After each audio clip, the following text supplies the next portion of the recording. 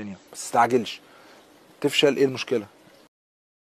في ناس كتيرة نفسها تبدأ بيزنس وتنجح فيه، او في ناس بدأت بيزنس والموضوع يعني بيفشل معاهم ومش قادرين ان هم ينجحوا فيه، فبالتالي عندهم احباط واكتئاب بشكل كبير جدا وحاسين ان هم مش قادرين يكملوا في الحاجة دي. فسمعت بصراحة فيديو جميل لرجل الأعمال أحمد أبو هشيمة، كان بيتكلم عن النقطة دي تحديدا، إن الواحد لما يفشل ما ينفعش إن هو يستسلم الفشل، المفروض إن هو يكمل ويحاول حتى لو كل الظروف اللي حواليه بتقول لأ، لازم يكمل لغاية ما يوصل للحاجة اللي هو عايزها. عشان كده حبيت أشاركها معاكم أو أشارك معاكم الفيديو ده، لربما ناس كتير تكون في نفس الموقف ده، أو حاسة بإحباط، أو حاسة إن هي مش قادرة تكمل، أو حاسة بفشل. فممكن الفيديو ده يفرق معاكم كتير، اسمعوا كده. الدنيا بس تستعجلش. تفشل ايه المشكله؟ انا ياما فشلت. الدنيا هتخبط فيك، هتخبط ياما معاك. خبطت وكل يوم ولغايه دلوقتي. ايه المشكله؟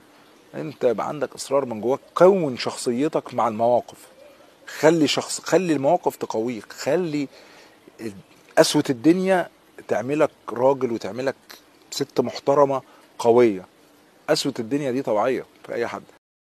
من الحاجات اللي ملفتة جدا في كلامه في الفيديو هي كلمة ان المواقف هي اللي بتقويك، المواقف هي اللي بتصنعك. فعلا البني ادم لما بيمر بمواقف او مراحل فشل كتير دي اللي بتخليه يقدر ان هو ينجح، لان الفشل ده بيعلمه، بيتعلم منه ان هو يبقى شخصية اول حاجة اقوى من الاول، ما بيبقاش ما بيستسلمش بسهولة. تاني حاجة بيبقى عارف ايه الحاجات اللي فشل فيها فعمره ما هيكررها تاني.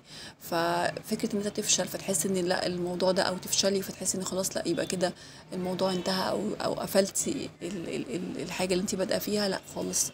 الفشل بالعكس ده حاجه من الحاجات الضروريه. وبرده من الحاجات اللي ملفتة للنظر في كلامه لما قال قسوة الدنيا دي طبيعية. لازم كلنا نبقى عارفين ان الموضوع يعني مش هنلاقي الحياة كلها ماشية بسلاسة وكل حاجة عايزينها بتحصل بمنتهى البساطة اللي في الدنيا. الدنيا مش كده مع الأسف. لازم طبيعي انك تمر بأوقات كتيرة جدا، او تمر بأوقات كتيرة جدا تكون الدنيا قاسية فيها عليك. فدي حاجة طبيعية، بس ده بيبقى ساعات ربنا بيبقى عايز يعني يطلع منك أفضل نسخة من نفسك، أو يعرفك حتى مهاراتك. انت عمرك ما هتعرف المهارات اللي عندك في وقت الراحة، بالعكس هتعرفه في وقت الشدة أو وقت القسوة بتاعت الدنيا دي. فهتعرف على الأقل انت عندك مهارات كذا كذا، عشان كده قدرت تعدي الموقف ده بالطريقة الفلانية. على الأقل تقدر تكتشف نفسك. فبصراحة كلامه كان محفز جدا، وعشان كده حبيت ان انا اشاركه معاكم.